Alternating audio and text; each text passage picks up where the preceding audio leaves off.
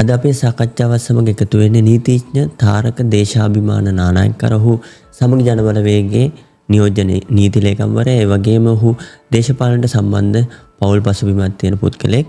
කොහොමද තාරක? හොඳින් ඉන්නවා විමුක්ති.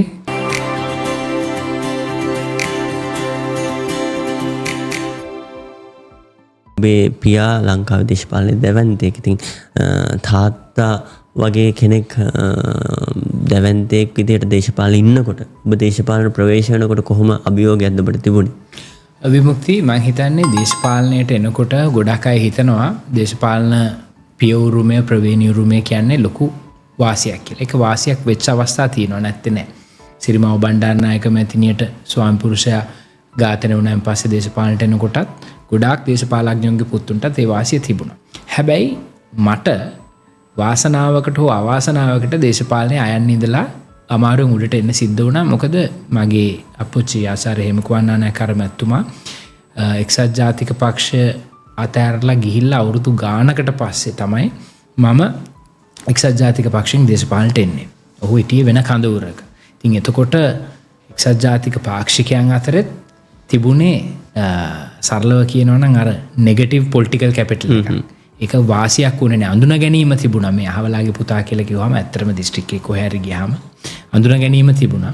හැබැයි පටන් ගත්තේ හැමතිස්සෙම ඍණ ගානකින් පටන් අරගෙන තමයි සහයෝගය හදාගත්තේ. ඒ ආරම්භයේදී අපහසුතාවය තිබුණා. ඒක මං හිතන්නේ මේ හැම දේශපාලන උරුමකරුවෙක්ටම තියෙන ප්‍රශ්නයක් නෙමෙයි. මේක මට විශේෂිත වූ සිද්ධියක් කියලා මට හිතෙනවා. මොකද මම එක්සත් ජාතික පක්ෂයේ දේශපාලන තෝරගත්තේ ශිෂ්‍යයෙක් විදිහට කොළඹ විශ්වවිද්‍යාලයේ කළමනාකරන හා මූල්‍ය පීඨයේ ශිෂ්‍යයෙක් විදිහට කටයුතු කරන කාලේ සරසවි යෝන් පෙරමුණේ සරසවි යෝන් පෙරමුණටත් වඩා අපේ කොළඹ විශ්වවිද්‍යාලය අතරේ පක්ෂ දේශපාලනයක් තිබුණේ නැහැ. කොළඹ විශ්වවිද්‍යාලයේ තියෙන්නේ අභ්‍යන්තර දේශපාලන පක්ෂ දෙකක් විතරයි.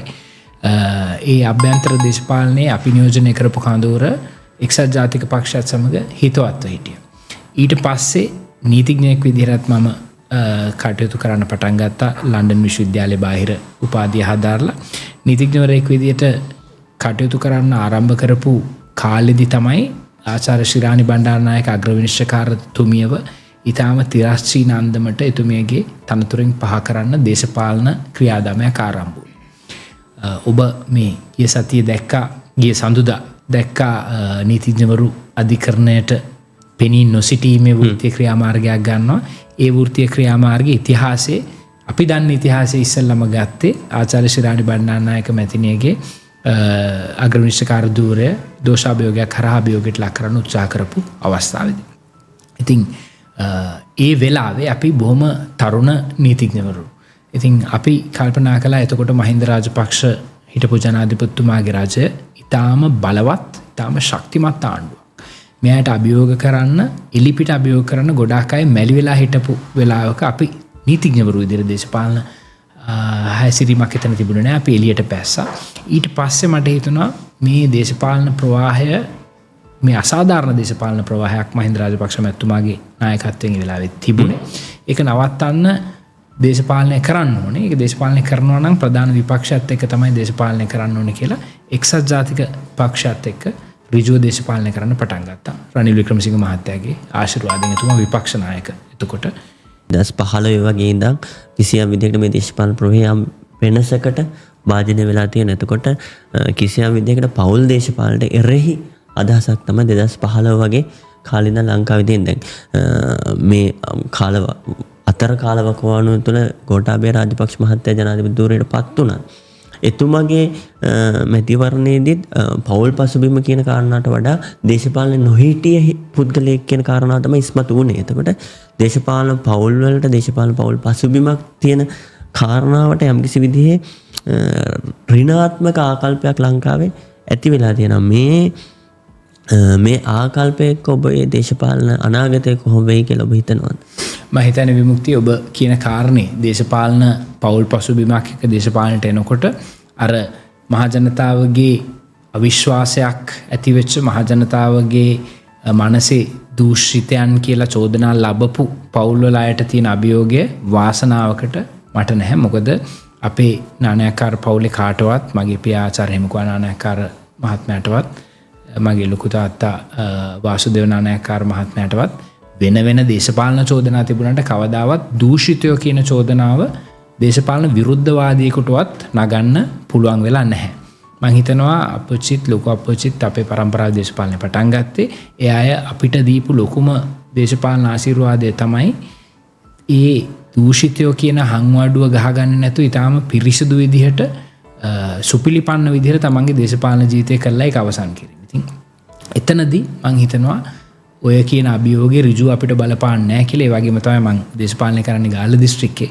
මම මෑතකදී මැතිවරණ දේශපාලනයේ නියැලෙලා නොහිටියට තරුණ දේශපාලඥයෙක් විදිහට දීර්ඝ කාලයක් ගාල්ල දිස්ත්‍රික්කේ ජනතාවත් එක්ක ගැටිලා ඒ අය මාව හඳුනාගන්නේ හේමකුමාර නානායක්කාර කියන දේශපාලඥයාගේ පුතාගෙන් උබ්බට ගියපු භූමිකාවක් තියෙන තරුණයෙක් විදිහට. ඉතින් පෞද්ගලිකව මට ඒ කාරණේ බලපාන්නේ නැහැ. නමුත් ඒ ජනතාව කෙරෙහි තියෙන ජනතාව තුල තියෙන ඒ විවේචනය ඇතැම් අය උදෙසා අසාධාරණත් නැහැ. දැන් මම කියන්නේ දේශපාලන පරපුරකින් කවුරු ආවා කියලා ඒක දේශපාලනය කරන්න නුසුදුසුකමක් වෙන්නේ නැහැ.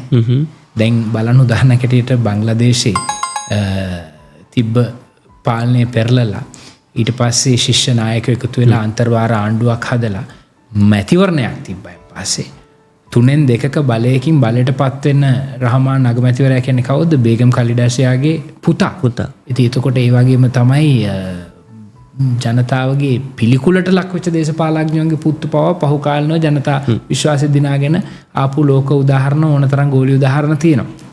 ඉතින් දේශපාලනය පවුලකින් පසුබිමකින් ආවයි කියන එක නුසුදුසුකමක් නෙමෙයි. හැබැයි ඒ දේශපාලන ප්‍රවේණිය තමන්ගේ දේශපාලන එකම සුදුසුකම කරගෙන දේශපාලනයට එන්න හදන අයට නම් මම හිතන්නේ ඉස්සරහට අභියෝගයක් හිටියේ. සමාජ මාධ්‍ය ලංකාවේ දේශපාලනයේ ප්‍රබල වෙලා තියෙන විශේෂ සමාජ මාධ්‍ය තමයි එහෙම නැත්නම් අපි එක පස්වෙනි වතුකරේ 5th ස්ටේට් එක විදිහට අඳුන ගන්නවා. මාධ්‍ය වලිනුත් ඉස්සරහට වෙලා සමාජ මාධ්‍ය දැවැන්ත භූමිකාවක් මේ වෙනකොට දේශපාලනයට කරමින් ඉන්නවා. එතකොට කිසියම් විදිහක නානායක්කාර කියන නමත් එක්ක වර්තමාන අධිකරණ අමාත්‍යවරයා ඊළඟට ලංකාවේ දේශපාලනයේ දැවැන්තෙක් වෙච්ච වාසුදේව නානායක්කාර මහත්මයා ඒ වගේම ඔබේ පියා මේ සියල්ලන්ගේම නම් කියවෙනවා. එතකොට සමාජ මාධ්‍ය තුළින් යම් කිසි විදිහේ විවේචන එල්ල වෙලා තියෙනවද? එහෙම නැත්නම් පොසිටිව් විදිහට දැන් නානායක්කාර කියන නමට ලංකාවේ සමාජයේ අදහස තියෙන්නේ නැහැ. සමාජ මාධ්‍ය ඇතුලේ නොදන්න කෙනෙක් දැක්කොත් අපි හැමතිස්සෙම දන්නේ හර්ෂණ මගේ ඥාති සහෝදරයා.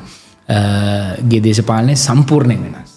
එයා මම හිතන්නේ දැන් අද ඊයේ නෙමෙයි මේ මොකද්ද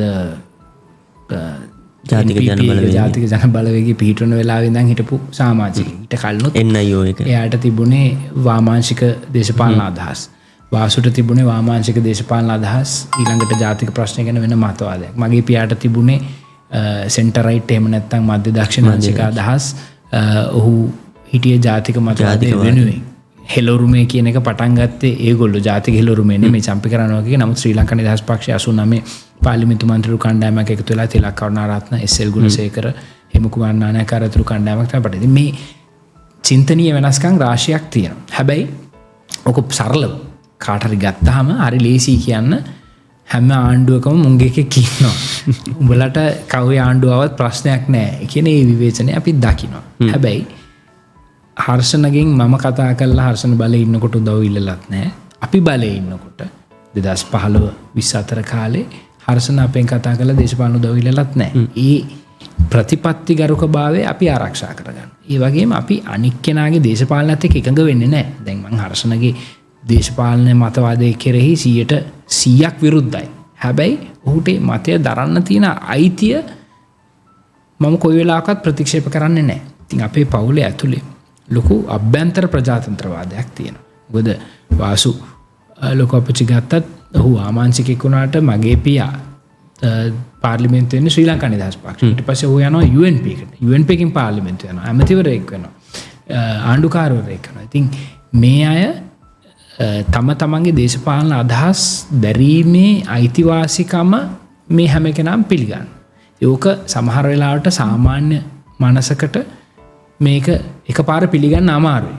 හැබැයි ඇත්ත කතාව, අවංක කතාව ඒ අභ්‍යන්තර ප්‍රජාතන්ත්‍රවාදය අපිට පුරුදු පුහුණු වෙලා තියෙනවා. මොකද ඒක ඒක මේ අපි 4 දෙනාගේ යුගයේ විතරක් නෙමෙයි. මගේ සීයා ගාල්ල දිස්ත්‍රික්කයේ එක්සත් ජාතික පක්ෂයට හිටපු ලොකුම අනුග්‍රහකයෙක්. ඔහු විශාල ව්‍යාපාරිකයෙක්. මොන්ටෙක් ජයවික්‍රම මහත්මයාගේ වැලිගම ආසනයට තමයි අපේ පදිංචි මහගෙවල් අයිති වෙලා තිබුණේ. එතකොට අපි ගාල්ල දිස්ත්‍රික්කයේ වුණාට එතකොට ඔහු එකපාරක් එක මැතිවරණයකදී ඉන්දියාවෙන් කොළපාට සාරි 5000ක් ගෙනල්ලා බෙදනවා. ඒක මේ ලංකාදීප පත්තරයක තිබ්බ වාර්තාවක් ගෙනල්ලා දේශපාලන ඉතිහාසය ගැන තිබ්බ කතාවක් ගෙනල්ලා මං අබරාධ සංවිධායක වෙලා ඉන්නකොට පරණ වැඩිහිටි පාක්ෂිකෙක් මට ගෙනල්ලා දීපු එක තමයි මම දැනගන්නේ. ඉතින් හැබැයි ඒ දරුණු එක්සත් ජාතික පාක්ෂිකයාගේ පුතා වාසු දේශපාලනයට අතපොත් තියන්නේ සමාජවාදී කන්තෝරේ. ඔහු ඒ කවදාවත් ඔහුගේ දේශපාලන චින්තනය වෙනස් වුණාට සමාජවාදී අදහස් වෙනස් වුණේ නැහැ. ඉතින් ඒ කාලයක් තිස්සේ පුරුදු පුහුණු කරපු අභ්‍යන්තර ප්‍රජාතන්ත්‍රවාදී හැසිරීමක් අපේ තියෙනවා. ඒක සමහර වෙලාවට ඒක තේරුම් ගන්න අමාරුයි. සාධාරණීකරණය කරන්න අමාරුයි. නමුත් ඇත්ත කතාව ඒක. සජාතික පක්ෂ එක්තරා විදිහකට ගජමිතුරුවාදය වෙනුවෙන් පෙනී හිටිය කියන චෝදනාවත් එක්ක සමගි ජන බලවේගය එළියට එන්නේ.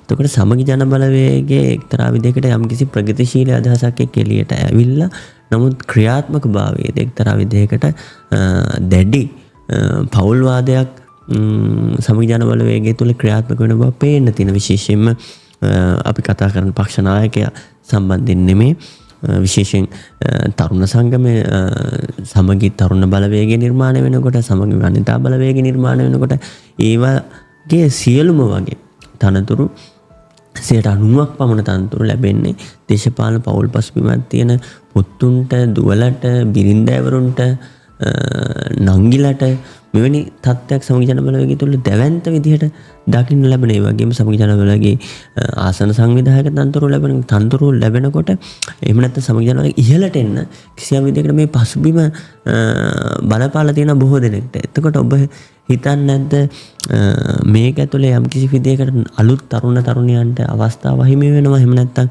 කොහොමද ඔබ මේ தත්ත්වයට විරුද්ධව, එහෙම නැත්නම් ඔබ මේ පෞල් දේශපාලනයෙන් පසුබිමත් තිබුණ ඔබ කියන ඔබ වියුක්ත වෙලා ඉන්න කියලා. හැබැයි මේකට විරුද්ධව පක්ෂය තුළ යම් සටනක් ඔබ කරනවද? මොකද්ද මේ පක්ෂය තුළ තියෙන தත්ත්වය මේ විදිහට සමගි ජන බලවේගය ඉස්සරහට යන්න බලාපොරොත්තු වෙන්නේ? විමුක්ති මම අර කිව්වා වගේ පෞල් උරුමෙන් දේශපාලනයේ ප්‍රවීණ උරුමයක් තියෙනවා කියන එක දේශපාලනය කරන්න නුසුදුසුකමක් වෙන්නේ නැහැ. හැබැයි දැන් ඔබ කිව්වට සමගි තරුණ බලවේගයේ මුල් අවස්ථාවේදී පක්ෂයක් අලුතෙන් පිහිටවනකොට ඒක මුල් ආරම්භක වැඩ කටයුතු ටික කරන්න වෙන්නේ ඉන්න අයගෙන්නේ. දැන් එක්සත් ජාතික පක්ෂය 1946 පාම්කෝට් මන්දිරයේ සැප්තැම්බර් 6 වෙනිදා මූලික රැස්වීම තියෙනකොටත් එතන ඩී.එස්.එන් නායක මහත්තයා ඉන්නවා. ඩඩ්ලි සේනානායක මහත්තයා ඉන්නවා. සර් ජෝන් කොතලාවල මහත්තයා ඉන්නවා. තුන් දෙනාම ඥාතීන්. ඊට පස්සේ එතන හිටපු පල්ලෙහා සමාජිකත්වයට ආරම්භක සමාජිකයෝ බොහොම දෙනෙක් සමාන සමාජ පෙළැන්තියක, සමාන පෞල් පසුබිමක, සමාන ඥාතිත්වයක් නැති අය ගොඩක් හිටියා. හැබැයි එක්සත් ජාතික පක්ෂය දේශපාලන දිගට යද්දී එම්.ඩී. බණ්ඩා මහත්තයාලා, ඉතිහාසයේ වී.ඒ. සුගතදාස මහත්තයාලා, මම මේ කියන්නේ රණසිංහ ප්‍රේමදාස මහත්තයා තමයි හොඳම උදාහරණය සාමාන්‍යකරණයට. ඒ වගේ ජනතාකරණයට එක්සත් ජාතික පක්ෂය. නමුත් එහෙම අය බිහි වුණා හැමදාම. ඉතින් සමගි ජන බලවේගයේ ආරම්භක අවස්ථාව මට බොරු කියන්න බෑ. ඇත්ත. සමගි තරුණ බලවේගයේ මම ජ්‍යෙෂ්ඨ උපසභාපතිවරයා ආරම්භක. ඒ අවස්ථාවේ සංවිධායකවරුන්ගේ ළමයි අර මේ යම් ප්‍රමාණයක් හිටියා. ඒක නැත්තේ නෑ. හැබැයි අද වෙනකොට සමගි තරුණ බලවේගයේ මෙහෙම ප්‍රතිසංවිධාන මෙහෙම කමිටුවේ සභාපති අපේ මිත්‍ර ප්‍රසාද් සිරිවර්ධන පාර්ලිමේන්තු මන්ත්‍රීතුමා. ඔහු කිසිම දේශපාලන පෞල් පසුබිමක් ඇතුව ආපු කෙනෙක් නෙමෙයි. ඊළඟට ඔහුට සහයෝගය දක්වන්නේ කමිටුවේ ඉන්නේ චිත්‍රාල් ප්‍රනාන්දු පාර්ලිමේන්තු මන්ත්‍රීතුමා මගේ මිත්‍රයා. ඔහු කිසිම දේශපාලන පසුබිමකින් ආපු කෙනෙක් නෙමෙයි. ඉතින් පාර්ලිමේන්තුවට ආපු තරුණ මන්ත්‍රීවරු දිහා බැලුවම අලුත් මන්ත්‍රීවරු ළඟට අනුරාධපුරේ සුරංග රත්නායක, මේ චමින්ද්‍රානි කිරියල්ල මන්ත්‍රීතුමිය විතරයි ඔය ප්‍රවීණ උරුමේ තියෙනවා කියලා කියන්න පුළුවන්. හැබැයි අය පාර්ලිමේන්තුවට එන්නේ පක්ෂ ජාතික සංවිධායකවරයා වෙච්ච 37 නායක මැතිතුමාටත් වඩා මනාප ගාණක් අරගෙන. ඉතින් ඊළඟට හලීම් හිටපු අමාත්‍යතුමා අවුරුදු මං හිතන්නේ 30 ගාණක් පාර්ලිමේන්තුවේ හිටපු කෙනෙක්වත් පරාජයට පත් කරන. ඒතර පෞල් උරුමය විතරක් මං හිතන්නේ චමින්ද්‍රාණිටත් බරපෑවා කියලා. ජනතාව අතර හිටියේ නැත්නම් එහෙම එන්න බෑ. විශේෂයෙන් පෞල් උරුමයට මේ තියෙන විවේචනය එතන තියෙනවා. ඉතින් මම හිතන්නේ නෑ සමගි ජන බලවේගයේ මේ ප්‍රශ්නේ දැන් තියෙනවා කියලා. ආරම්භයේදී අර ගොඩනගා ගන්න දැන් අපිත් එහෙමනේ අපි දේශපාලනය කරන්න අලුතෙන් දිස්ත්‍රික් එකට දැන් ඔයා කියන්නකෝ විමුක්ති ඔයා ගිහිල්ලා කොහේ හරි අනුරාධපුරයෙන් හරි කොහෙන් හරි චන්ද ඉල්ලුවොත් ඔයා ඉස්සෙල්ලා යන්නේ ඔයාගේ නෑදෑයෝ ගාවට. ඒ අය තමයි ඉස්සෙල්ලාම වට උදව් කරන්නේ. ඉතින් එතකොට අලුත් පක්ෂයක් හදනකොට ඒ පක්ෂයේ ඉන්න සංවිධායකවරු මන්ත්‍රීවරු එයාගේ ළඟ ඉන්න අය තමයි ඉස්සෙල්ලා මෙතනට එන්නේ. ඉතින් එතකොට ආරම්භක රවුම සමහරලාට එයාගෙන් යම් ප්‍රමාණයක් හැදෙන්න ඉඩ තියෙනවා. හැබැයි ඒකෙන් කියන්නේ නෑ මේ පක්ෂේ පෞල් වාදයට යට වෙච්ච පක්ෂයක් කියලා. එහෙමනම් ජාතික ජන බලවේගයේ ප්‍රධාන ලේකම් ඩොක්ටර් නිහාල් අබේසිංහ එතුමාගේ පුතා චතුරංග අබේසිංහ ඊළඟට අමාත්‍යතුමා නියෝජ්‍ය අමාත්‍යතුමා අපේ මිත්‍රයා ඊළඟට සමන්මලී ගුණසිංහ මැතිණිය පාර්ලිමේන්තු මන්ත්‍රීතුමිය සභානායක බිමල් රත්නායක මැතිතුමාගේ බිරිඳ. ඔය වගේ උදාහරණ ඕන තරම් තියෙනවා. ජනාධිපති මාධ්‍යංශයේ අනුර කුමාර දිසානායක ජනාධිපතිතුමාට අංකල් කියන මාමා කියන අය ගොඩක් ඉන්නවා කියලා චෝදනා කරනවා. ඉතින් ඕක හැමතැනම තියෙන කතන්දරයක්. හැබැයි එකක් තියෙනවා. එකක් වෙනුවෙන් අපි පෙනී සිටිය යුතුයි. මේ දේශපාලන ඇඟැලුම්කම් තියෙන දේශපාලන උරුමයන් තියෙන අදක්ෂයෙක් ඉන්නවා නම් දක්ෂයෙක් කපලා එයාට තැන දෙන්න දේශපාලනයක් සමගි ජන බලවේගය තියෙනවා කියලා මම විශ්වාස කරන්නේ නැහැ. එතකොට එහෙම තියෙනවා නම් ඇත්තම අවස්ථාවක යම් අවස්ථාවක ඒකට විරුද්ධ වෙන්නත් අපි මැලි වෙන්නේ නැහැ. අපේ ශක්ති ප්‍රමාණයෙන් අපි මේ පක්ෂේ ලොකු මිනිස්සු නෙමෙයි. නමුත් අපිට පුළුවන් මට්ටමින් අපි විරුද්ධ වෙන්න කොයිලාකවත් මැලි වෙන්නේ නැහැ. අපිට මතකයි සමගි ජන බලවේගය සමගි තරුණ බලවේගය එලි දක්වන වෙලාවෙක් 125ක තරුණ නියෝජනයක් ගැන සාකච්ඡාවක් මතුන. ඒ වගේම ඒක ප්‍රතිපත්තියක් විදිහට මූලික ප්‍රතිපත්තියක් විදිහට එලි දැක්වුවා. එතකොට මේ වෙනකොට සමගි ජන බලවේගය ඇතුලේ අභ්‍යන්තර තනතුරු වල සංවිධායක තනතුරු වල මේ 125ක නියෝජනය දීලා තියෙනවද? ඔබ දැනුවත්ද? දැන් ඒ 125ක නියෝජන විමුක්තිය මම බොහොම සතුටු වෙනවා ඔබේ කාරණේ ගෙනාවට. ඒක පෞද්ගලික මන්ත්‍රී යෝජනාවක් හරහා හැටියට පාර්ලිමේන්තුවට ගෙනාවෙත් අපේ පක්ෂයේ වකට සභාපති ඉම්තියාස් බාකිර් මාකර් මැතිතුමා. එතකොට ඒ යෝජනාව අනුව තමයි පළාත් පාලන මැතිවරණ පනත සංශෝධනය වෙන්නේ. එතකොට පක්ෂය ඇතුලේ ඔබ ප්‍රශ්නේ මග අරින්නේ නැහැ. මම පක්ෂය ඇතුලේ මම මේ එතන යම් එකතු කිරීමක් මම කරන්නම්. මේ ඉම්තියාස් බාකිර් මාකර් මැතිතුමා පාර්ලිමේන්තුවට ගෙනාවට අවසානයේ පාර්ලිමේන්තුවේ සම්මත වෙන්නේ නීතිඥ ප්‍රේමනාත් දොළවත්ත මහත්මයාගේ යෝජනා. නමුත් එතකොට ආණ්ඩුවට පික් ඇන්ඩ් චූස් කරන්න පුළුවන් නේ දොළවත්ත සහෝදරයා ඒ වෙලාවේ ආණ්ඩුවට සහයෝගය දුන්න මන්ත්‍රී කෙනෙක්. එතකොට ඒ ආණ්ඩු යෝජනාවක ඉදිරියට ඇවිල්ලා ඒ අය ගත්තා. නමුත් ප්‍රතිපත්තියක් විදිහට ඉස්සල්ලාම ජනගත කරේ සහ පාර්ලිමේන්තුවේ යෝජනාව ඉදිරිපත් කර ඉම්තියාස් මැතිතුමා කෙනෙක් වෙනස් කරන්න බෑ. හරිද? එතකොට ඔබේ ප්‍රශ්නෙට එන දැන් අද අපේ පක්ෂ කෘත්‍යාධිකාරී මණ්ඩලයට අලුත් තරුණයෝ 4 දෙනෙක් පත් කරා. එක්කෙනෙක් දොස්තර දොස්තර චමල් සංජීව කිසිම දේශපාලන පසුබිමක් නැහැ. අපි දකුණු පළාතේ ඉන්නකොට 2015-24 කාලේ එතුමා හම්බන්තොට සහකාර වෛද්‍ය අධ්‍යක්ෂකවරයා. එතකොට ඊළඟට පත් කරා වරුණ දීප්ත රාජපක්ෂ ජනතා විමුක්ති පෙරමුණේ හිටපු දීප්තිමත්ම තරුවක්. අඩුම වයසෙන් පළාත් සභා මන්ත්‍රී කෙනෙක් හිටියට පත් වෙලා ජාතික ලයිස්තුවෙන් 2004 පාර්ලිමේන්තු යන්න කියද්දී ඒ මන්ත්‍රී ධුරය පරිත්‍යාග කරපු කෙනෙක්. ඊළඟට චරිත් අබේසිංහ නළුවෙක් හැටියට කටයුතු කරලා දේශපාලනයට ඇවිල්ලා ඉන්නේ කිසිම පෞල් පසුබිමක් එක්ක නෙමෙයි. ඊළඟට මහේසේන නායක කියලා තව තරුණ සංවිධායකයෙක් මහනුවර තෙල්දෙණි සංඝ. ඉතින් ඒ 4 දෙනා පත් කරනකොට ඒ කවුරුත් දේශපාලන උරුමෙන් ආපු අය නෙමෙයි. ඊළඟට හැබැයි පක්ෂයකට අලුත් මුහුණුවරක් දෙද්දී මම විශ්වාස කරනවා මේ අවුරුදු ගාණක් එක තැන පල්ලවේ හිටපු අසාර්ථක වෙච්ච තනතුරු හෝ සංවිධායක තනතුරු හෝ පක්ෂයේ පරිපාලන තනතුරු හෝ ඒ තැන්වල ඉන්නවා නම් ඒවට තරුණ ජවය එන්නත් කිරීම පක්ෂ ජයග්‍රහණය උත්තේජනය කරන්න ඉතාම හොඳ කටයුත්තක් වෙයි. හැබැයි අපිට කොයිලාකත් අමතක කරන්න බෑ. පක්ෂයේ ජ්‍යෙෂ්ඨයෝ ගෙන් ගන්න පුළුවන් ධනාත්මක අත්දැකීම් රාශියක් අපිට තියෙනවා. ඉතින් මේක තනිකර යූත් මූවමන්ට් එකක් කරලා දේශපාලනය කරන්නත් බෑ.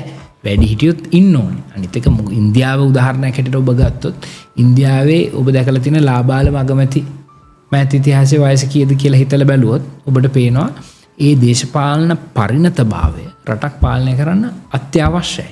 දැන් මේ ආණ්ඩුවේ ක්‍රියාදාමය තුලත් අපිට පේනවා සමහර අය වයසින් වැඩි මහලු වුණාට දේශපාලන පරිණතභාවය නැතිවීම මත විශාල අර්බුදයකට තම තමන්ගේ අමාත්‍යාංශ යන විදිහ අපි දැකලා තියෙනවා. ඉතින් ඒ තත්ත්වය ඇතුලේ අලුත් ජවය අවශ්‍යයි. තරුණ ජවය අවශ්‍යයි. නමුත් මේකේ සාධාරණ සහ යහපත් සම්මිශ්‍රණයක් තිබිය යුතුයි පරිණත දේශපාලනයත් එක්ක කියලා මම විශ්වාස කරනවා. එතකොට සමගි ජන බලවේගය ඇතුළේ කාන්තාවන්ට මොන වගේ තැනක්ද තියෙන ඔය කියන ඉඩ කාන්තාවන්ට දීලා තියෙනවද? විශේෂයෙන්ම දැන් අපි දැක්කා ජාතික ජන බලවේගයේ මන්ත්‍රීවරු 20 දෙනෙක් තේරිපත් වුණාට යම් කිසි විදිහක නොමිනේෂන් දෙනකොට ඊටාම අවම ප්‍රමාණයකට තමයි නොමිනේෂන් දීලා තිබුණේ, නාම යෝජනා දීලා තිබුණේ. ඒ தත්ත්වය සමගි ජන බලවේගය ඉදිරියට වෙනස් කරන්න බලාපොරොත්තු මම කියන්නේ ජාතික ජන බලවේගයේ තත්ත්වයනුත් එහාට ගිහිල්ලා ඉදිරිගාමී විදිහට සමගි ජන බලවේගය මේක කටයුතු කරන්න බලාපොරොත්තු වෙනවද නැත්නම් වෙමින් තියෙනවද? විමුක්තිය මගේ පෞද්ගලික මතය. මේක පක්ෂ මතය නෙමෙයි. මම කියන්නේ කෝට ක්‍රමයක් හොඳයි කියන එක නෙමෙයි. මමත් අවස්ථාව දෙනවා කියන්න හැදුවෙත් කෝට ක්‍රමයක් නෙමෙයි. කාන්තාවක් වීම දේශපාලනය කිරීමට නුසුදුසුකමක් කියලා කවුරු හිතනවා නම් ඒ මතවාදය සම්පූර්ණයෙන් අතුගාලා දානවා. ඒ වගේම තමයි අර ඔබ කිව්වා වගේ ඒකේ අනිත් පැත්ත. කාන්තාවක් නිසා මේ අයට දේශපාලනයේ ඉඩකඩ හදලා දෙන්න ඕනේ කියන එකත් 100% නිවැරදි නැහැ. මොකද අවස්ථාව ලැබෙන එකේ සීමාවක් තියෙනවා නේද? අවස්ථාව ලැබිය යුතුයි සුදුසු අයට. දැන් උදාහරණයකට ගත්තොත් මේ පළාත් පාලන මැතිවරණ ක්‍රමේ 25% අනිවාර්ය නියෝජනය කාන්තා නියෝජනය. ඒක ඉතා සාධනීය තත්ත්වයක්. මොකද කාන්තාව දේශපාලනයට එන්න ඉන්සෙන්ටිව් එකක් තියෙන්න ඕනේ. දිරිගැන්වීමක් තියෙනවා. හැබැයි මේක දැන් මැතිවරණ දෙකකදී මේක තිබුණා. තව අවුරුදු 10ක් යද්දිත් මේ තත්ත්වෙම තියෙන්න අවශ්‍ය නැහැ. මම කියන්නේ ඊට පස්සේ දැන් කාන්තාවන්ට අවශ්‍ය දිරිගැන්වීම ලැබුණායින් පස්සේ ඊට පස්සේ තරඟ බිමේ දේශපාලන කාන්තා සහභාගීත්වය සාමාන්‍යකරණය වුණායින් පස්සේ ඒ කෝටා ක්‍රමය ගැන නැවත හිතන්න ඕනේ. හැබැයි සමගි ජන බලවේගයේ දේශපාලන පක්ෂයක් හැටියට අනිවාර්යෙන් කාන්තා නියෝජනය අවශ්‍යයි කියන තැන ඉන්නවා. කාන්තා නියෝජනයට දේශපාලනයේ කාන්තා නියෝජනයක් තියෙන්න ඕනේ කියන එක අපි අදහස් කරනවා. ඒක ජාතික ජන බලවේගයේ මන්ත්‍රීවරු 20ක් ඉන්නේ 159කින්. අපේ මන්ත්‍රීවරු 45කින්. එතකොට රේෂියෝ එක බැලුවොත් අපේ ලොකු වෙනසක් නෑ. අපි යම්කිසි පොඩි සරල අඩුවක් තමයි. තේරීපත් වීම කියන කාරණාව තීරණය වෙන්නේ ජනතාවගේ අභිලාෂය මත. නමුත් නාම යෝජනා ලබා දීම එහෙම නැත්නම් පක්ෂ තන්තුරු ලබා දීම ඉදිරියට ගැනීම කියන කාරණාව පක්ෂයට කරන්න පුළුවන් කාරණා. පුළුවන්. ඒකෙදි කරන්නත් ඕනේ. මොකද අර මං කිව්වා වගේ කාන්තාවන් දේශපාලනයට එන්න දිරිගැන්වීමක් නැත්නම් එයාගේ සාධාරණ යෝජනාවක් අපිට බලාපොරොත්තු වෙන්න බෑ. ඒ නිසා මුල් අවස්ථාවේදී අනිවාර්යෙන් දිරිගැන්වීම කරන්න ඕනේ, කළ යුතුයි සහ කරනවා. නමුත් අපිට සමගි ජන බලවේගය ඇතුලේ ඒ බවක් පේන්නේ විශේෂයෙන් කෘත්‍යාධිකාරී මණ්ඩලය ගත්තත් කාන්තාවන් දෙදෙනෙක්ගේ වගේ තමයි මේ නියෝජනයක් තියෙන්නේ. ඒවා අලුතෙන් හිතිය යුතු කාරණා අනිවාර්යෙන් පැහැදිලිවම. මොකද ජනගහනය ගත්තත් කාන්තා නියෝජනයේ ප්‍රමාණය කොච්චරද කියලා දාන්න. ඉතින් දේශපාලන පොරපිටියට එනකොට පාර්ලිමේන්තු මැතිවරණයකදී තමයි ජනතාව තමන්ගේ පරමාධිපත්‍ය ක්‍රියාත්මක කරන්නේ. පරමාධිපත්‍ය බලය ක්‍රියාත්මක කරනකොට කාන්තාවන් තෝරාපත් කරගන්න නම් ඔබත් එක්ක මම 100% එකඟයි. එහෙනම් නාම යෝජනා ලයිස්ට් ඉන්න ඕන. මොකද නැතුව එයාට ඒක කරන්න බෑ. ඉතින් ඒ අවශ්‍යතාවය දැන් අපි නියෝජනය කරන ගාල්ල දිස්ත්‍රික්කේ ගත්තොත් කවදාවත් කාන්තා අපේක්ෂිකාවක් ඉඳලා නැහැ මේ සැරේ වෙනකම්. හැබැයි සමගි ජන බලවේගයේ මේ සැරේ තීන්දුවක් ගත්තා. හැම දිස්ත්‍රික් එකම වගේ 90ක් මැතිවරණ දිස්ත්‍රික්ක 22කින් කාන්තා අපේක්ෂිකාවක් හිටියා. දැන් ගාල්ලේ නීතිඥ හර්ෂණී සිරිමාන කියන කිසිම දේශපාලන පසුබිමක් නැති තාම දක්ෂ තරුණ නීතිඥ මහත්මියක් අපි ඉදිරිපත් කරා. එතුමිය අදටත් දැන් නාගරික මන්ත්‍රීවරයෙක් හැටියට දැනුත් දේශපාලනේ ඉන්නවා. ඉතින් මේ කාන්තාවන් දිරිගැන්වීම කියන එක අපි කරන්නේ නැහැයි කියන එක අපි එකඟ වෙන්නේ නැහැ. නමුත් මේක වැඩි කළ යුතුයි කියලා යෝජනා කරනවා නම් ඇත්ත ඒ අවස්ථාව එයාට දී යුතුයි. ඔබ නියෝජනය කරන්න ගාල්ල දිස්ත්‍රික්කයේ විශේෂයෙන් දකුණු පළාතේ ලංකාවේ පෞල් දේශපාලනය සම්බන්ධයෙන් එහෙම නැත්නම් වෙනත් තීරයන් වල දේශපාලනය සම්බන්ධයෙන් කිසියම් ඉඩක් තියෙන පසුබිමක් තියෙන ප්‍රදේශයක්. එතකොට එක්තරා විදිහකට ඒක වැඩවසම් සංස්කෘතික ලක්ෂණයක් විදිහට තමයි සලකන්නේ. එතකොට මේ වගේ ප්‍රදේශික දේශපාලනය කරනකොට ඒකත් එක්ක ඔබ කිසියම් විදිහක ප්‍රතිපත්තිමය දේශපාලනය සම්බන්ධ කතිකාවකුත් මතු කරනවා. එතකොට මේ දෙක යම් කිසි විදිහකට ගලප්පගෙන යන්න පුළුවන්. එහෙම නැත්නම් ප්‍රතිපත්ති කතා කරන්න ගිහිල්ලා දේශපාලනේ ප්‍රායෝගික දේශපාලනේ ඔබ ෆේල් වෙයි කියලා ඔබ හිතනවද? විමුක්ති මං හිතන්නේ වැඩවසම් දේශපාලන ක්‍රමය උපරිම ගත්තොත් 94න් අවසන්. මං හිතන්නේ පෞල් දේශපාලනය අවසන් වුණේ ඇත්ත. නමුත් අර මේ අපේ මහත්තයාගේ අපේ අප්පෝගේ රත්නපුරයට ගියොත් අපේ බණ්ඩාර හාමුදුරුවන්ගේ ඡන්දේ මේක දෙන්න ඕනේ කියන දේශපාලනයක් කුලවාදය වෙනයි. කුලවාදය වෙනයි. ඒක ගැන අපි කතා කරමු. නමුත් මේ වැඩවසම් දේශපාලන ක්‍රමයට උත්තරයක් දුන්නොත් මං හිතන්නේ ඒක උපරිම 1994 පොදු ජන එක්සත් පෙරමුණු ආණ්ඩුවත් එක්ක අවසන් වුණා. ඒක අවසන් කරෙත් අපි නෙමෙයි. චන්ද්‍රිකා බණ්ඩාරනායක කුමාරතුංග කියන හොරගොල්ල වලව්වෙන් බිහි වෙච්ච කෙනා. එතකොටම පේනවා හැමෝම තමන් උපදිච්ච පරිසරයත් එක්ක හැමදාම බැඳිලා ඉන්නේ නැහැ. ඒ අය දේශපාලනයේ ප්‍රගමනය කෙරෙහි යම් වැඩක් කරලා තියෙනවා කියන්නේ. මම චන්ද්‍රිකා මැතිණියගේ දේශපාලනයට එකඟ නැහැ.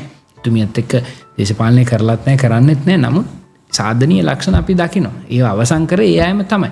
හැබැයි කුලවාදය කියන සාධකය ඔබ ගත්තොත් කුල සාධකය ඉහළයයි සම්මත කුලවල වගේම ඊට පස්සේ කුල දූරාවලිය දෙවෙනි තුන්වෙනි හතරවෙනි සහ පහළට යනකම් කුලවලත් තමන්ගේ කුලය නියෝජනය කරන മന്ത്രിවරයෙක් පත් කරගන්න අවශ්‍යයි කියලා ඒ සාධකය ඇදගනිමින් කරන මැතිවරණ ව්‍යාපාරය අපි අදත් දකිනවා. අපි උදාහරණ වලට යන්න ඕනේ මං හිතන්නේ මේ අවස්ථාවේ. නමුත් ඒක අපි අදත් දකිනවා. එන්න ඒක වෙනස් විය යුතුයි. ඒක වෙනස් කළ යුතුයි. හැබැයි දැන් මං විශේෂයෙන් හිතනවා විශේෂයෙන් අරගලයෙන් පස්සේ දේශපාලන චින්තනය මිනිසුන්ගේ ලොකුවට වෙනස් වුණා. මිනිස්සු අර තමන්ට ලැබෙන දේ බලන්නේ නැතුව රටේ යහපත එකම අභිලාෂය කරගෙන ඡන්දෙ දුන්නා. අපි ඒක අරගලයට කලිනුත් අපි දැක්ක 2015 මහින්ද රාජපක්ෂ මහත්තයා පැරද්දුවේ එක්සත් ජාතික පක්ෂය මූලික වෙච්ච මැතිවරණ ව්‍යාපාරකින් තමයි. හැබැයි මැද හිටපු මිනිස්සු ගොඩක් මේ රාජපක්ෂ පාලනය දූෂිතයි, රාජපක්ෂ පාලනය විෂමාචාරී, රාජපක්ෂ පාලනය පීඩාකාරී කියන පදනම ඉඳගෙන කවදාවත් දේශපාලනයේ ජාතික මාත්‍රමය නායකත්වයකට අවිල්ලා හිටපු නැති මෛත්‍රීපාල සිරිසෙන්ට ඡන්දෙ දුන්නා. එතකොට එතනදිත් ඒ අදහස තියුණා. ඊළඟට 2020 ගෝඨාභය රාජපක්ෂට ඡන්ද දෙන්නේ තර ඔබ කලින් හරියටම කිව්වා වගේ රාජපක්ෂ කෙනෙක් නිසා දීපු ඡන්දයක් තිබ්බා. හැබැයි මැද ඉඳන් හිටපු මිනිස්සු හිතුවා නෑ මෙයාට කරන්න පුළුවන්. ඔහු කරපු කැම්පේන් එකත් එක. ඔහු තාම දක්ෂ ක්‍රියාදරයෙක් විදිහට තමයි පෝට්‍රේ කරේ. ඔහු පෙන්නුවේ කැම්පේන් එක හරහා. ඉතින් කැම්පේන් කරපු අයව අද වගේ කියන්නෙත් නෑ ඔහුගේ දේශපාලනට. ඒත් බැන යනවා. නමුත් ඒක තමයි එයාගේ දේශපාලන මතවාදය ගොඩ නැගුවේ. මිනිස්සු ඒක විශ්වාස කරලා ඡන්දෙ දුන්නා. නමුත් මොකද උනේ අන්තිමට ඉස්සෙල්ලාම ගැහුවේ ජනතාව රටේ ජීවනාලී වෙච්ච ගොවි ජනතාවට පෝර තහනම් කරලා. රටේ කෘෂි පෙරදිග ධාන්‍යාගාරය කියපු ලංකාව කෘෂිකාර්මික ආර්ථිකයක් හැටියට පැවතිච්ච ලංකාව ධන බිමෙන් ඊළඟට ආයි මිනිස්සු අරගලයක් කරලා රනිල් වික්‍රමසිංහ මහත්තයා ජනාධිපති වුණා ව්‍යවස්ථානුකූලව පාර්ලිමේන්තුවේ ඡන්දෙන්. වැඩ බලන ජනාධිපතියට ඇවිල්ලා ඊට පස්සේ ආයි අනුර කුමාර දිසානායක මහත්තයාට ඡන්දෙ දුන්නෙත් මේ JVP පාක්ෂික විතරක් නෙමෙයිනේ. මැද හිටපු විශාල ප්‍රමාණයක් ඡන්දෙ දුන්නා. ඇයි ඒ දුන්නේ? රටේ යහපතට කටයුතු කරයි කියන අභිලාෂය. ඉතින් නමුත් එයාට දැන් පේන අවුරුදු එකමාරක් ගියන් පස්සේ මගේ මතයට අනුව නම් ඒ ජනතා අභිලාෂයන් ඉෂ්ට සිද්ධ කරන්න මේ මාලිමා ආණ්ඩුව එහෙම නැත්නම් ජාතික ජනබලවේග ආණ්ඩුව සහ ජනාධිපතිවරයා අපෝසත් වෙලා තියෙනවා. මේ අවුරුදු එකමාරක් ආණ්ඩුව යද්දී මිනිසුන්ගේ උද්ඝෝෂණයක් විරෝධතාවයක් වර්ජනයක් විසඳන්න පුළුවන් එකම පුද්ගලයා බවට ජනාධිපතිතුමා පත් වෙලා තිනවා. ඇමතිවරු ගාවට මිනිස්සු ප්‍රශ්නයක් ගෙනියන්නවත් කැමති නැහැ. දැන් රූපවාහිනී විවාදයකදී අර මාදල් දීවරගේ ප්‍රශ්න ගැන අහනකොට දීවර නියෝජ්‍ය ඇමතිවරයාම පිළිගත්තා. ඌ ශ්‍රී ලංකා කර්මාන්ත නියෝජ්‍ය ඇමතිවරයාත් පිළිගත්තා. මිනිස්සු අපිට කතා කරන්න කැමති නැහැ. ජනාධිපතිතුමාට තමයි කතා කරන්න කැමති කියලා. ඒක හරි සාධනීය කතාවක් නෙමෙයි. ඒක හරි ඒ කියන්නේ රටේ ජනාධිපති මේ හැම අමාත්‍යාංශයකම වැඩ කටයුතු මයික්‍රෝ මැනේජ් කරන්න වෙනවා නම් ඒතර අවුරුදු එකමාර නම් ඒ පාලනයට ගිහිලා තියෙන ඒක ලොකු බරපතල අනතුරු ඇඟවීමක් පාලනය කෙරෙහි. කියන්නේ ජනාධිපතිවරයාගේ පෞද්ගලික ජනප්‍රියත්වය පවා අඩුවමින් පවතින වෙලාවක අවුරුදු 5ක් රජයක් කරන්නේ කොහොමද? මහජන ප්‍රශ්න වලට විසඳුම් දෙන්නේ කොහොමද කියන එක නේ එයා ගැඹුරින් හිතිය යුතු වෙනවා. ඉතින් මම කියාගෙන ආවේ ඔබේ ප්‍රශ්නෙට උත්තරේ ජනතාව ඡන්ද දෙන්නේ ජනතා අභිලාෂය වෙන්නේ රටට යහපතක් කිරීම. ඉතින් ඒ යහපත සිද්ධ නොවුනහම එයාට ඊට විරුද්ධ මතවාදයක් දරන්න වෙනවා. ඕක තමයි සරල කතාව. එක්තරා විදිහේ ඔබේ පක්ෂ නායකතුමා සජිත් ප්‍රේමදාස මහත්මයාත් එක්තරා සංවාදයකින් කියනවා ඔහුට නම් ඔහුගේ පියා ඊටාම කෙටි කාලයක් තමයි ලැබුණේ.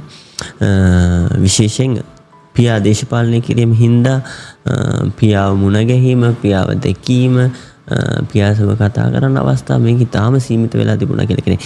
විශේෂයෙන් තාත්තා පොදු ජනතාවගේ එහෙම නැත්නම් අපි දන්න දේශපාලනයක් ගැන මහජනතාවගේ නියෝජිතයෙක් වුණාම ඔහු මහජනතාවගේ පුද්ගලයෙක් බවට පත් වෙනවා. ඒකත් එක්ක පවුලත් එක්ක තියෙන සම්බන්ධතා කැමැත්තෙන් හෝ අකමැත්තෙන් කිසියම් විදිහකට දුරස් වෙනවා.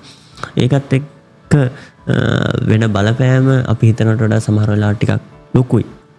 පවුලේ සමාජිකයෙක්ට ඔබට ඊතරම්ම බලපෑමක් උනේ ඕනේ. ඒ කැපකිරීම අපිට කරන්න වෙනවා කියලා අපි දැනන් හිටියා. ඒ විතරක් නෙමෙයි. ඔබ දැන් අහුවාම පස්සේ මම ඒකට දීර්ඝ උත්තරයක් දෙන්නම්. ඒ කැපකිරීම කරන්න වෙනවා කියලා අපි දැනන් හිටියා. අපේ අම්මා ගෘහණියක්. අපේ අම්මා නීති විද්‍යාලේ පළවෙනි වසර අධ්‍යාපනය අවසන් කරලා අපච්චිව කසාද බැඳලා ගියා. ඊට පස්සේ ඉගෙන ගත්තේ නැහැ වැඩිදුර ගෘහණියක් විදිහට. මගෙත් නංගිගෙත් අධ්‍යාපනය බැලුවේ අම්මා. අපේ එක දෙමව්පිය දිනකටවත් අපච්චි ඇවිල්ලා නැහැ. ඉස්කෝලේට ඇතුළත් කරෙත් රිච්මන්ඩ් විද්‍යාලයට එක වසරක අම්මා ගිහිල්ලා. ඊට පස්සේ ශාන්ත පීතර විද්‍යාලයට ඇතුළත් කරන දවස නම් ආවා අපච්චි. ත්‍යාග ප්‍රදානෝත්සවයක් තියෙනකොට අහනවා ප්‍රයිස් එකක් තියනවාද කියලා. ප්‍රයිස් එකක් තියෙනවා නම් එනවා. ඒ වගේ තියා මම ඉතින් ක්‍රීඩා වලට ලොකු දක්ෂකමක් දැක්ුවේ නැහැ. ඉතින් ඒතෙන්දී ආවේ නැහැ. නමුත් ඇත්ත ඒ තාත්තා කෙනෙක් දැන් මගේ දුව මට හුඟක් ලෙන්ගතුයි. මගේ දුවට අවුරුදු 8ක් දැන්. එතකොට ඒ ලෙන්ගතුකම විඳින්න මගේ දුව විඳින ඒ ළඟ සමීප සම්බන්ධ විඳින්න අපිට අවස්ථාවක් තිබුණේ නැහැ. හැබැයි මගේ පියා ඒක සමනය කරන්න අපිට නැති වෙන කාලය දෙන්න අපිට පාසල් නිවාඩු කාලෙදී අඩු ගානේ දවස් 4ක් 5ක් කොහේ හරි සංසාරයක් ගිහිල්ලා අපිට පුළුවන් විදියට ඔහුගේ කාලය අපිට දෙන්න කටයුතු කරා. නමුත් ඔබ අර කියන කැපකිරීම ලැබුණා. ඒ විතරක් නෙමෙයි. දැන් මම ඔබට කිව්වා අපිට ලොකු ආර්ථික වශයෙන් ශක්තිමත් පවුල් පසුබිමක් තිබ්බා සීයාගේ කාලේ ඉඳලා කියලා. හැබැයි මගේ ඥාති සහෝදරයෝ කියන්නේ මගේ පියාගේ සහෝදරයෝන්ගේ දරුවෝ සියලු දෙනා අධ්‍යාපන ලැබුවේ විදේශ විශ්වවිද්‍යාලවල. හැබැයි මගේ අප්පච්චි මට 9 පන්තියේදී මට කතා කරලා කිව්වා පුතේ මගේ පියත් ඉගෙන ගත්තේ කැලිෆෝනියා රාජ්‍ය විශ්වවිද්‍යාලේ. ඔහුගේ පියාට සල්ලි තිබුණා හොයවා. මට කිව්වා සීයාට දේශපාලනය නොකරපු නිසා සල්ලි තිබුණා මාව කැලිෆෝනියා වල උගන්වන්න. මට ඔය ළමයාව පිටරට ගෑවල උගන්වන්න සල්ලි නැහැ. ඒක නිසා කරුණාකරලා මහන්සිලා ඉගෙනගෙන ලංකා විශ්වවිද්‍යාලයකට ඇතුළත් වෙන්න කියලා. ඉතින් ඒක මම ඒ නිසා හෝ කොහොම හරි මමත් ලංකා විශ්වවිද්‍යාලයකට ඇතුළත් වෙන්න පුළුවන්කම ලැබුණා. ඒක ලේසි වැඩක් නෙමෙයි. 3ක් අරගෙන උසස් පෙළට කොළඹ විශ්වවිද්‍යාලයට ඇතුළත් වෙන්න ලැබුණා. ඉතින් මම කියන්නේ ඒ වගේ කැපකිරීම අපේ ජීවන රටාවේ කැපකිරීම කරන්න සිද්ධ වුණා.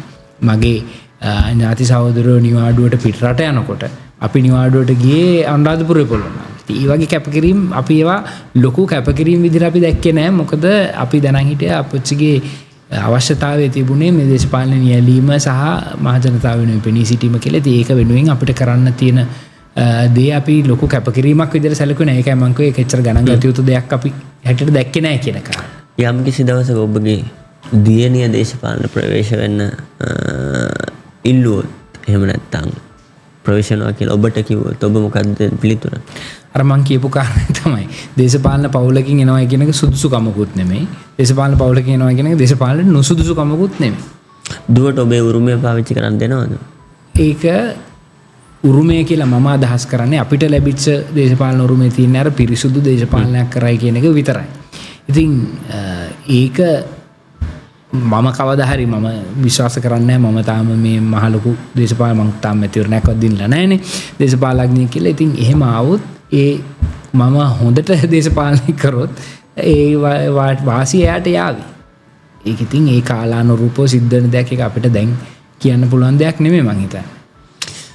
බොහොම ස්තුතියි. අද අපේ සාකච්ඡාවත් එක්ක එකතු වුණා. විශේෂයෙන් මං හිතන්නේ අපි ටිකක් කතා කරේ දේශපාලනයේ නිරත වෙනකොට පෞල් පසුබිම මොන වගේ බලපෑමක්ද කරන්නේ කියන කාරණා මං හිතන්නේ වැඩි සාකච්ඡාවට ගැනෙන්නේ නැති මාතෘකාවක්. එහෙනම් බොහොම ස්තුතියි ඔබතුමාට අද සාකච්ඡාව සම්බන්ධ වුණා. බොහොම ස්තුතියි ආරාධනා කළාට. ඔබටත් බොහොම ස්තුතියි. නැවත වැඩසටහනකින් හමු වෙනකම් ඔබ සියලු දෙනාටම සුබ දවසක්.